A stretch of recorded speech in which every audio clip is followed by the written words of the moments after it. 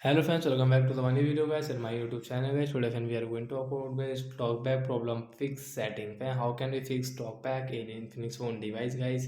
Friends, we want to fix guys your phone talkback. So friend, how can we fix today friends? I will show you. I will tell you guys. So friend, first of all guys, you will have to on guys your phone setting guys. So how will you on guys your phone setting? So first of all guys, you will have to check where is guys your phone setting guys. So I have guys my phone setting here. So guys, I will tap on one tap and get double tap to on my phone setting. After on phone setting guys, you can see this type of functions. Hence you will have to click on my phone special function, tap here and get double tap. Guys, click on phone accessibility setting guys and guys again double tap. Hence you can see talkback setting, double tap. Hence you can see talkback and double tap.